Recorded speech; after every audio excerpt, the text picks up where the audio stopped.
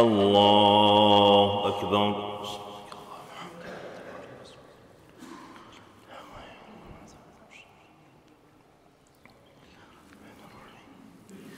الحمد لله رب العالمين الرحمن الرحيم مالك يوم الدين إياك نعبد وإياك نستعين اهدنا الصراط المستقيم صراط الذين أنعمت عليهم غير المغضوب عليهم ولا الضالين.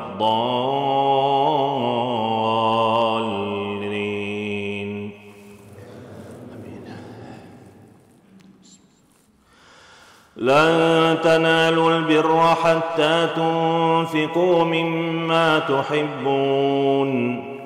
وما تنفقوا من شيء فإن الله به عليم. كل الطعام كان حلا لبني إسرائيل إلا ما حرم إسرائيل على نفسه من قبل أن تنزل التوراة. قل فأتوا بالتوراة فاتلوها إن كنتم صادقين. فمن افترى على الله الكذب من بعد ذلك فأولئك هم الظالمون. قل صدق الله فاتبعوا ملة إبراهيم حنيفا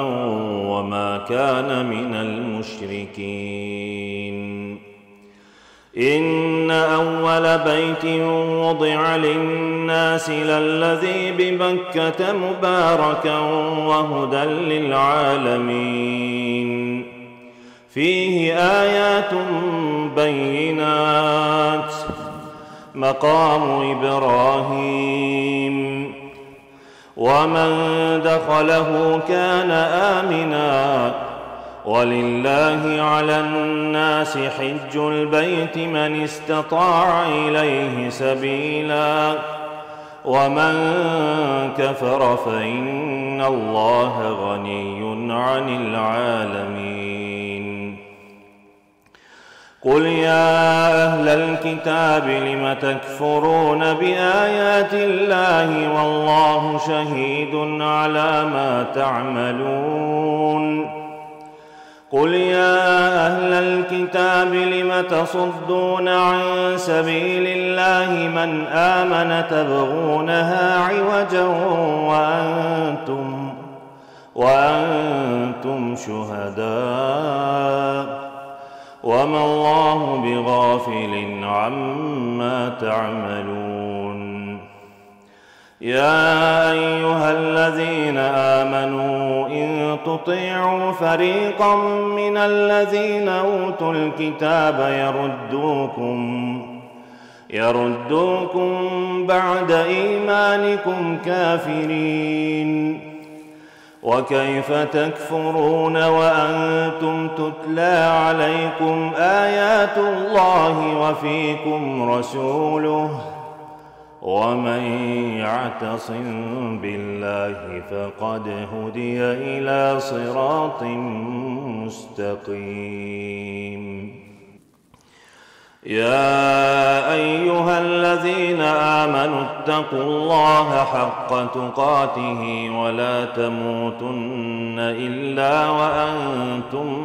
مسلمون. واعتصموا بحبل الله جميعا ولا تفرقوا. واذكروا نعمة الله عليكم إذ كنتم أعداء فألف بين قلوبكم فأصبحتم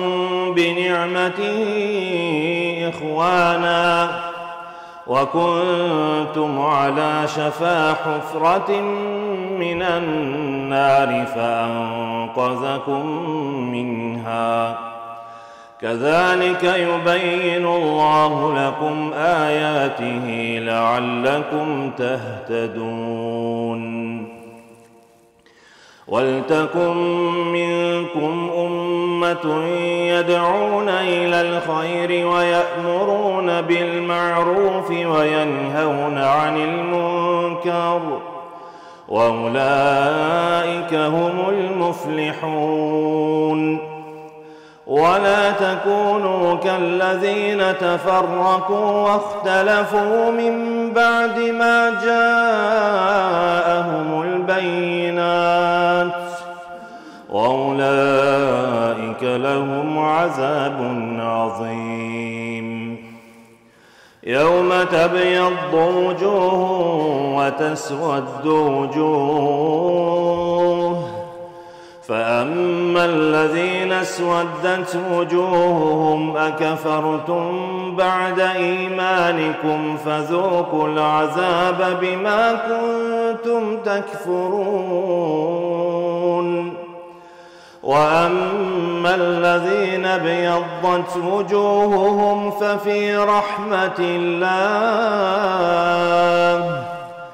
ففي رحمة الله هم فيها خالدون تلك آيات الله نتلوها عليك بالحق وما الله يريد ظلما للعالمين ولله ما في السماوات وما في الأرض وإلى الله ترجع الأمور كنتم خير أمة أخرجت للناس تأمرون بالمعروف وتنهون عن المنكر وتؤمنون بالله ولو آمن أهل الكتاب لكان خيرا لهم منهم المؤمنون وأكثرهم الفاسقون لن يضروكم إلا أذى وإن يقاتلوكم يولوكم الأدبار ثم لا ينصرون ضربت عليهم الذلة أينما ثقفوا إلا بحبل من الله وحبل من الناس وباءوا بغضب من الله وضربت عليهم المسكنة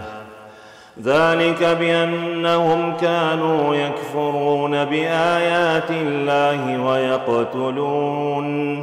ويقتلون الأنبياء بغير حق ذلك بما عصوا وكانوا يعتدون ليسوا سواء من أهل الكتاب أمة قائمة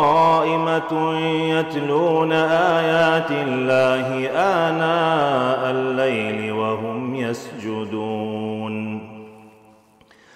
يؤمنون بالله واليوم الآخر ويأمرون بالمعروف وينهون عن المنكر ويسارعون في الخيرات وأولئك من الصالحين وما يفعلوا من خير فلن يكفروه والله عليم بالمتقين إن الذين كفروا لن تغني عنهم أموالهم ولا أولادهم من الله شيئا وأولئك أصحاب النار هم فيها خالدون مثل ما ينفقون في هذه الحياة الدنيا كمثل ريح فيها صر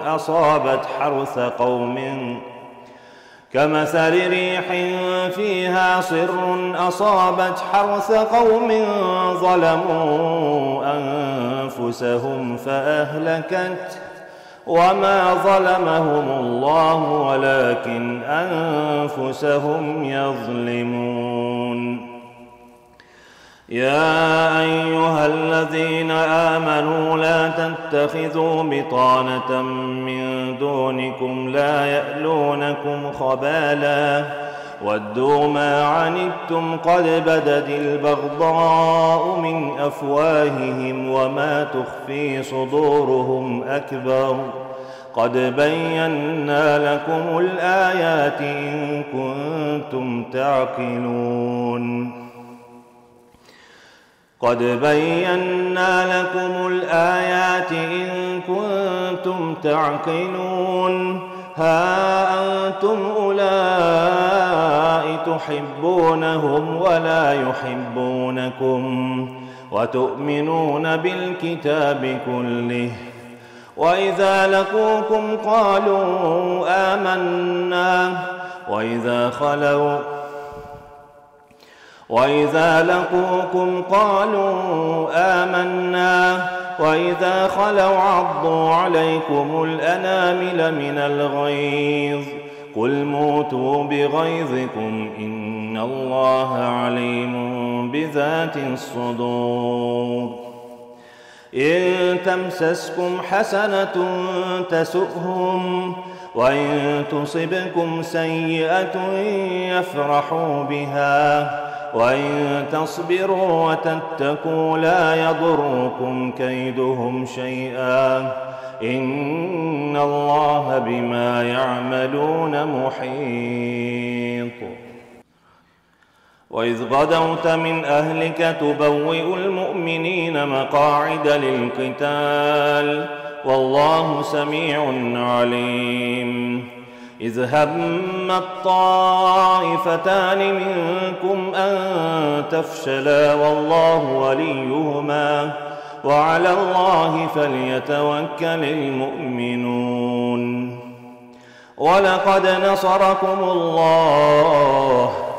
ولقد نصركم الله ببدر وأنتم أذلة فاتقوا الله لعلكم تشكرون إذ تقول للمؤمنين لن يكفيكم أن يمدكم ربكم ب3,000 من الملائكة منزلين بلى إن تصبروا وتتقوا ويأتوكم من فورهم هذا يمددكم ربكم ب5,000 من الملائكة مسومين وما جعله الله إلا بشرى لكم ولتطمئن قلوبكم به وما النصر إلا من عند الله العزيز الحكيم ليقطع طرفا من الذين كفروا أو يكبتهم فينقلبوا خائبين ليس لك من الأمر شيء أو يتوب عليهم أو يعذبهم فإنهم ظالمون ولله ما في السماوات وما في الأرض يغفر لمن يشاء ويعذب من يشاء والله غفور رحيم يا أيها الذين آمنوا لا تأكلوا الربا أضعافا مضاعفة واتقوا الله لعلكم تفلحون واتقوا النار التي أعدت للكافرين وأطيعوا الله والرسول لعلكم ترحمون وسارعوا إلى مغفرة من ربكم وجنة عرضها السماوات والأرض أعدت للمتقين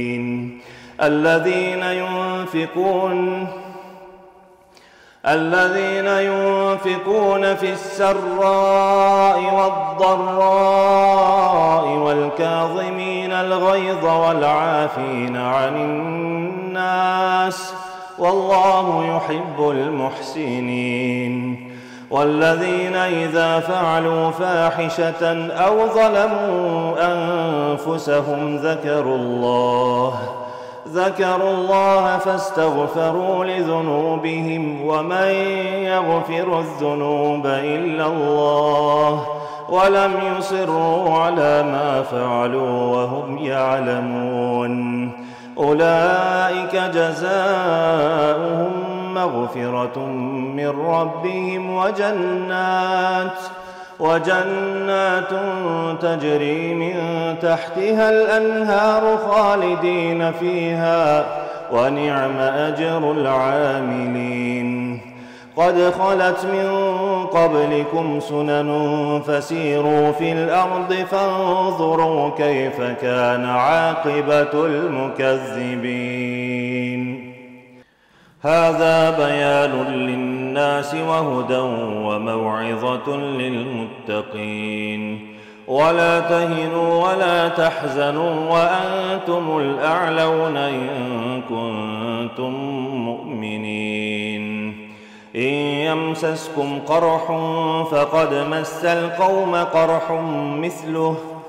وتلك الأيام نداولها بين الناس وليعلم الله الذين آمنوا ويتخذ منكم شهداء وتلك الأيام نداولها بين الناس وليعلم الله الذين آمنوا ويتخذ منكم شهداء والله لا يحب الظالمين وليمحص الله الذين آمنوا ويمحق الكافرين أم حسبتم أن تدخلوا الجنة ولما يعلم الله الذين جاهدوا منكم ويعلم الصابرين ولقد كنتم تمنون الموت من قبل أن تلقوه فقد رأيتموه وأنتم تنظرون وما محمد إلا رسول قد خلت من قبله الرسل أفإن مات أو قتل انقلبتم على أعقابكم ومن ينقلب على عقبيه فلن يضر الله شيئا وسيجزي الله الشاكرين وما كان لنفس أن تموت إلا بإذن الله كتابا مؤجلا ومن يرد ثواب الدنيا نؤته منها ومن يرد ثواب الآخرة نؤته منها وسنجزي الشاكرين وكأين من نبي قاتل معه ربيون كثير فما وهنوا لما أصابهم في سبيل الله وما ضعفوا وما استكانوا والله يحب الصابرين وما كان قولهم إلا أن قالوا ربنا اغفر لنا ذنوبنا وإسرافنا في أمرنا وثبت أقدامنا وانصرنا على القوم الكافرين فآتاهم الله ثواب الدنيا وحسن ثواب الآخرة والله يحب المحسنين يا أيها الذين آمنوا إن تطيعوا الذين كفروا يردوكم على أعقابكم فتنقلبوا خاسرين بل الله مولاكم وهو خير الناصرين سنلقي في قلوب الذين كفروا الرعب بما أشركوا بالله ما لم ينزل به سلطانا ومأواهم النار وبئس مثوى الظالمين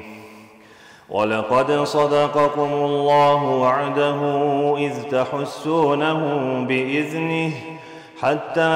إذا فشلتم وتنازعتم في الأمر وعصيتم من بعد ما أراكم ما تحبون منكم من يريد الدنيا ومنكم من يريد الآخرة ثم صرفكم عنهم ليبتليكم ولقد عفا عنكم والله ذو فضل على المؤمنين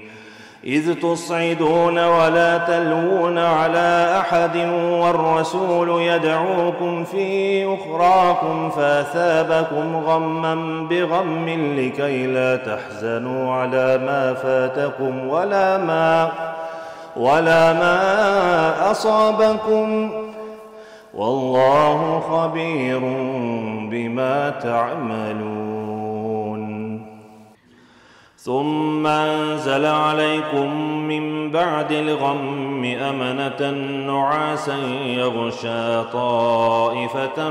منكم وطائفة قد أهمتهم أنفسهم يظنون بالله غير الحق ظن الجاهلية يقولون هل لنا من الأمر من شيء قل إن الأمر كله لله يخفون في أنفسهم ما لا يبدون لك يقولون لو كان لنا من الأمر شيء ما قتلنا هاهنا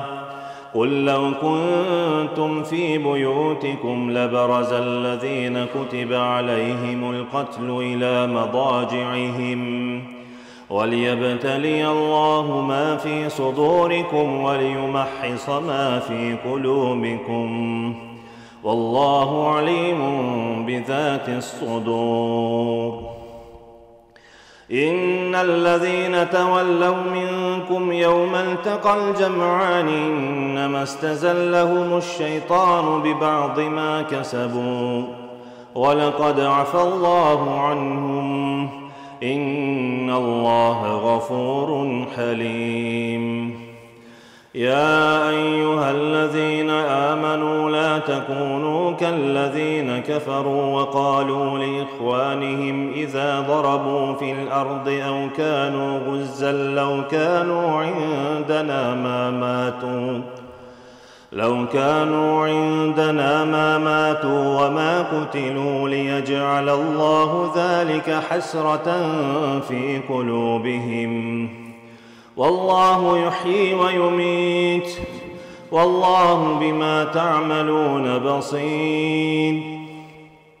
ولئن قتلتم في سبيل الله أو متم لمغفرة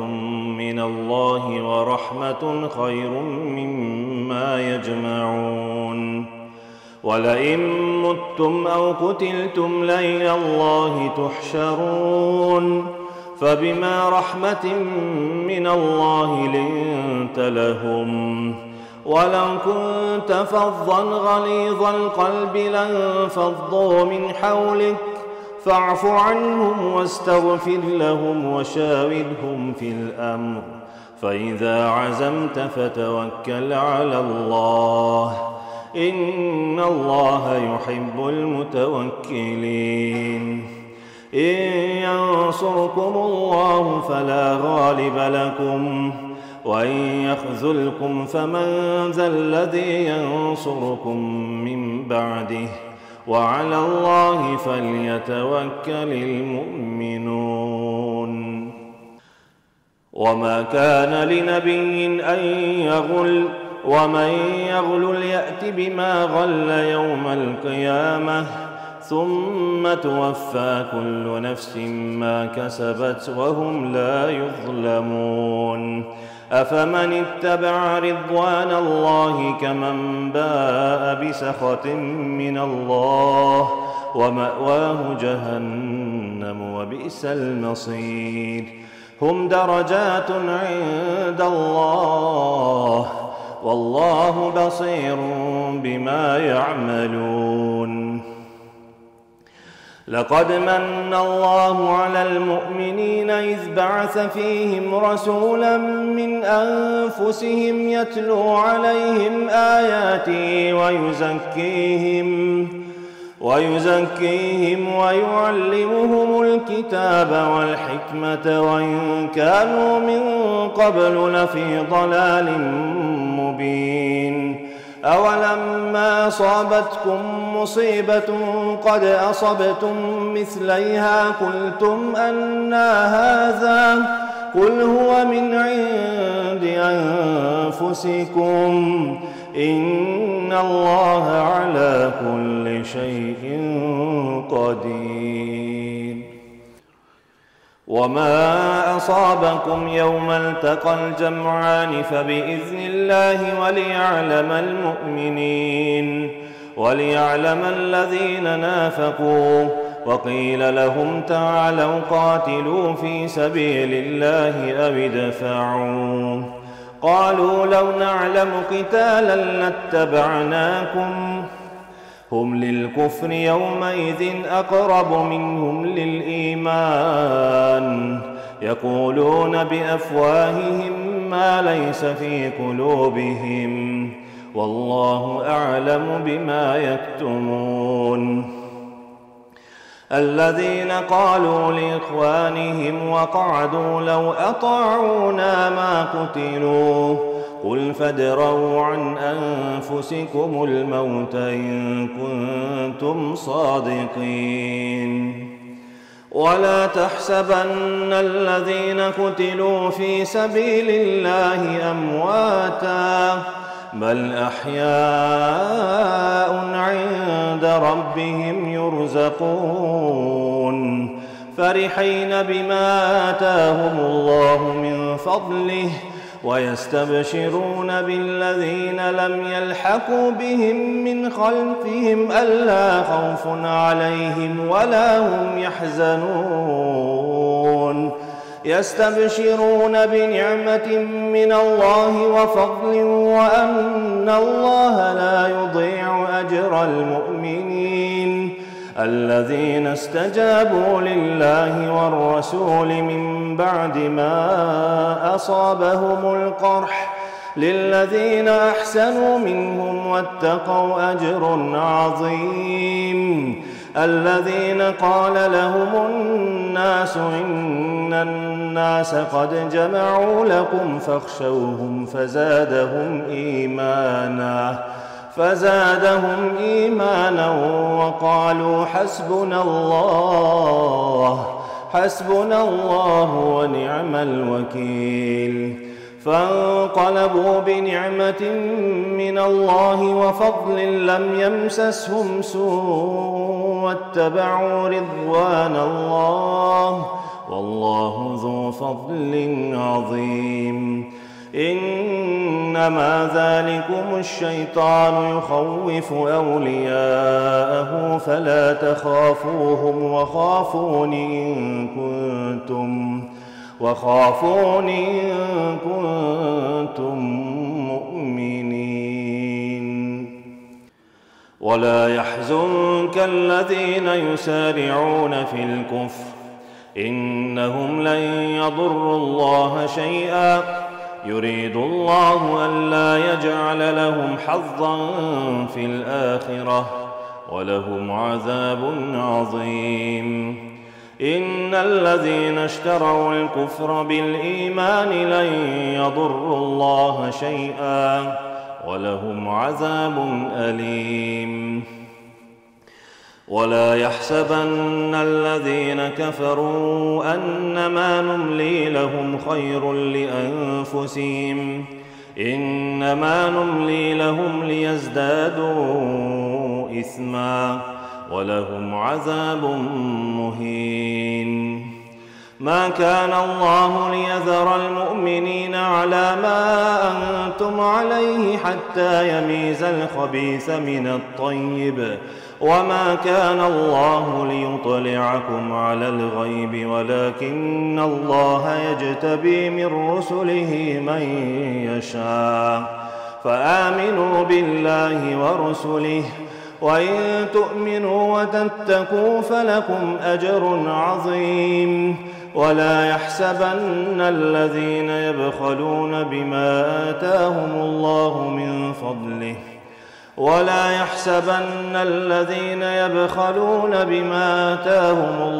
من فضله هو خيرا لهم بل هو شر لهم سيطوقون ما بخلوا به يوم القيامة ولله ميراث السماوات والأرض والله بما تعملون خبير. لقد سمع الله قول الذين قالوا إن الله فقير ونحن أغنياء سنكتب ما قالوا وقتلهم الأنبياء بغير حق ونقول ذوقوا عذاب الحريق ذلك بما قدمت أيديكم وأن الله ليس بظلام للعبيد. الذين قالوا إن الله عهد إلينا ألا نؤمن لرسول حتى يأتينا بقربان تأكله النار قل قد جاءكم رسل من قبلي بالبينات وبالذي قلتم فلم قتلتموهم إن كنتم صادقين وإن كذبوك فقد كذب رسل من قبلك جاءوا بالبينات والزبر والكتاب المنير كل نفس ذائقة الموت وإنما توفون أجوركم يوم القيامة فمن زحزح عن النار وأدخل الجنة فقد فاز وما الحياة الدنيا إلا متاع الغرور. لتبلون في أموالكم وأنفسكم ولتسمعن من الذين أوتوا الكتاب من قبلكم ومن الذين أشركوا أذى كثيرا وإن تصبروا وتتقوا فإن ذلك من عزم الأمور. وإذ أخذ الله ميثاق الذين أوتوا الكتاب لتبيننه للناس ولا تكتمونه فنبذوه وراء ظهورهم واشتروا به ثمنا قليلا فبئس ما يشترون. لا تحسبن الذين يفرحون بما أتوا ويحبون أن يحمدوا بما لم يفعلوا فلا تحسبنهم بمفازة من العذاب ولهم عذاب أليم. ولله ملك السماوات والأرض والله على كل شيء قدير. إن في خلق السماوات والأرض واختلاف الليل والنهار لآيات لأولي الألباب الذين يذكرون الله قياما وقعودا وعلى جنوبهم ويتفكرون في خلق السماوات والأرض ربنا ما خلقت هذا باطلا سبحانك فقنا عذاب النار. ربنا إنك من تدخل النار فقد أخزيته وما للظالمين من أنصار. ربنا إننا سمعنا مناديا ينادي للإيمان أن آمنوا بربكم فآمنا ربنا فاغفر لنا ذنوبنا وكفر عنا سيئاتنا وتوفنا مع الأبرار. ربنا وآتنا ما وعدتنا على رسلك ولا تخزنا يوم القيامة إنك لا تخلف الميعاد. فاستجاب لهم ربهم أني لا أضيع عمل عامل منكم من ذكر أو أنثى بعضكم من بعض،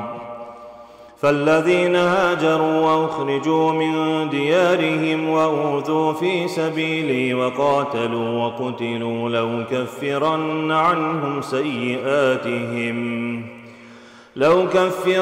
عنهم سيئاتهم ولأدخلنهم جنات تجري من تحتها الأنهار ثوابا من عند الله، والله عنده حسن الثواب. لا يغرنك تقلب الذين كفروا في البلاد، متاع قليل ثم مأواهم جهنم وبئس المهاد. لكن الذين اتقوا ربهم لهم جنات تجري من تحتها الأنهار خالدين فيها نزلا من عند الله، وما عند الله خير للأبرار. وإن من أهل الكتاب لمن يؤمن بالله وما أنزل إليكم وما أنزل إليهم خاشعين لله لا يشترون بآيات الله ثمنا قليلا، أولئك لهم أجرهم عند ربهم، إن الله سريع الحساب. يا أيها الذين آمنوا اصبروا وصابروا ورابطوا واتقوا الله لعلكم تفلحون. يا أيها الناس اتقوا ربكم الذي خلقكم من نفس واحدة وخلق منها زوجها وبث منهما رجالا كثيرا ونساء، واتقوا الله الذي تساءلون به والأرحام، إن الله كان عليكم رقيبا. وآتوا اليتامى أموالهم ولا تتبدلوا الخبيث بالطيب ولا تأكلوا أموالهم إلى أموالكم إنه كان حوبا كبيرا. وآتوا اليتامى أموالهم ولا تتبدلوا الخبيث بالطيب ولا تأكلوا أموالهم إلى أموالكم إنه كان حوبا كبيرا. وإن خفتم ألا تقسطوا في اليتامى فانكحوا ما طاب لكم من النساء مثنى وثلاث ورباع، فإن خفتم ألا تعدلوا فواحدة أو ما ملكت أيمانكم ذلك أدنى ألا تعولوا. وآتوا النساء صدقاتهن نحلة، فإن طبن لكم عن شيء منه نفسا فكلوه هنيئا مريئا. ولا تؤتوا السفهاء أموالكم التي جعل الله لكم قياما وارزقوهم فيها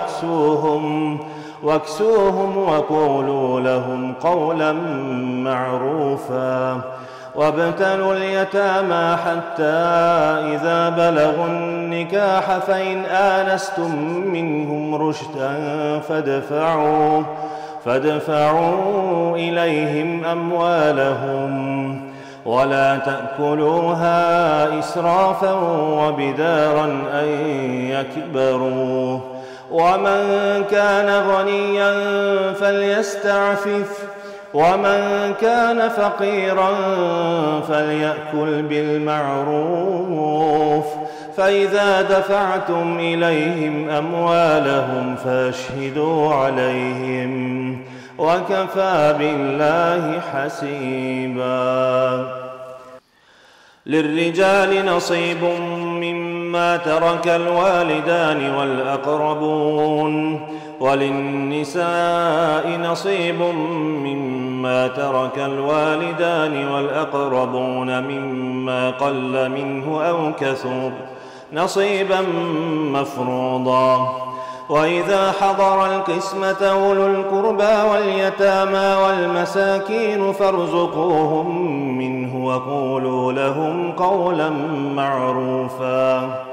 وليخشى الذين لو تركوا من خلفهم ذرية ضعافا خافوا عليهم فليتقوا الله وليقولوا قولا سديدا. إن الذين يأكلون أموال اليتامى ظلما إنما يأكلون في بطونهم نارا وسيصلون سعيرا. يوصيكم الله في أولادكم للذكر مثل حظ الأنثيين، فإن كن نساء فوق 2 فلهن ثلثا ما ترك، وإن كانت واحدة فلها النصف،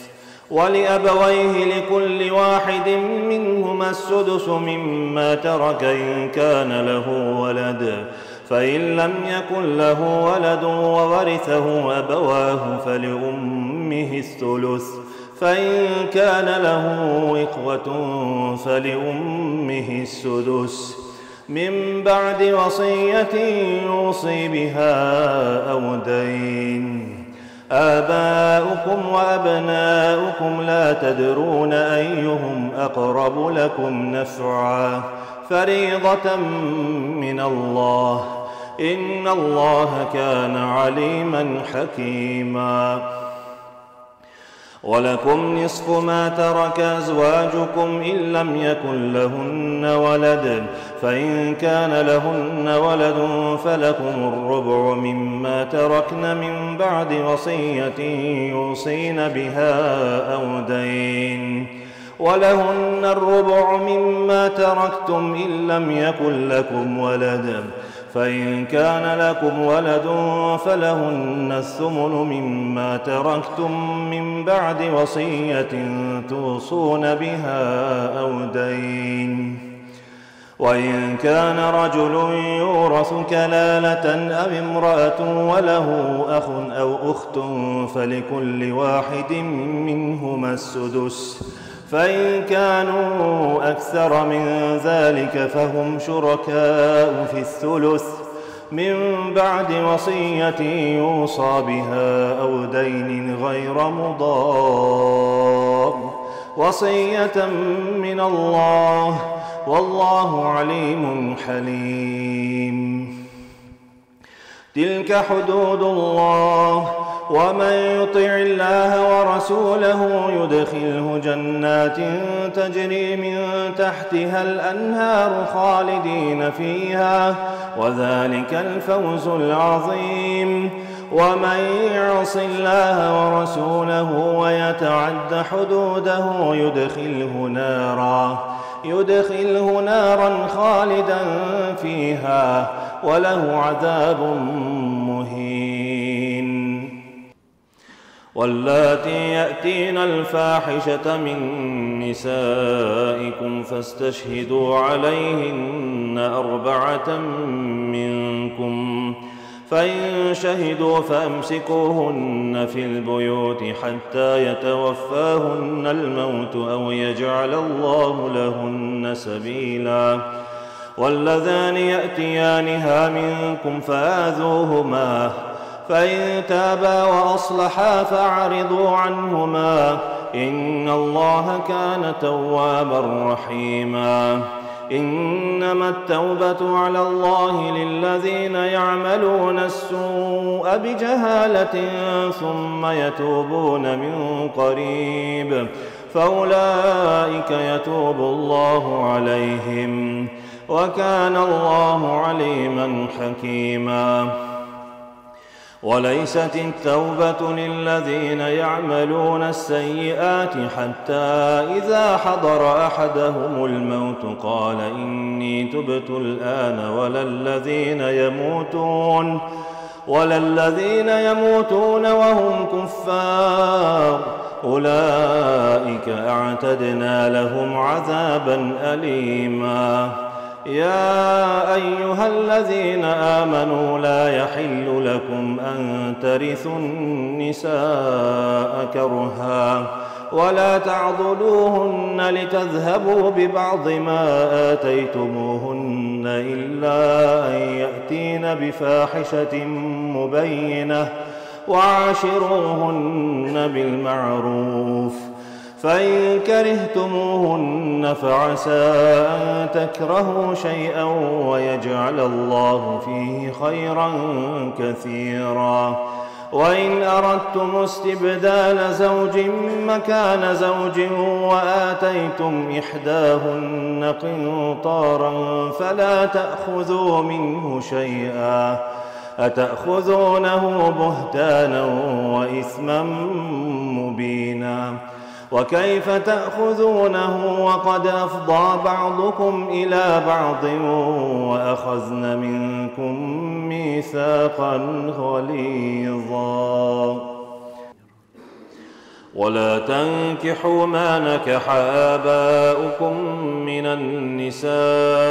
إلا ما قد سلف إنه كان فاحشة ومقتا وساء سبيلا. حرمت عليكم أمهاتكم وبناتكم وأخواتكم وعماتكم وخالاتكم وبنات الأخ وبنات الأخت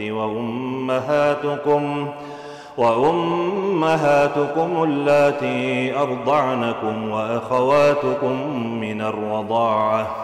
وأمهات نسائكم وربائبكم اللاتي في حجوركم من نسائكم اللاتي دخلتم بهن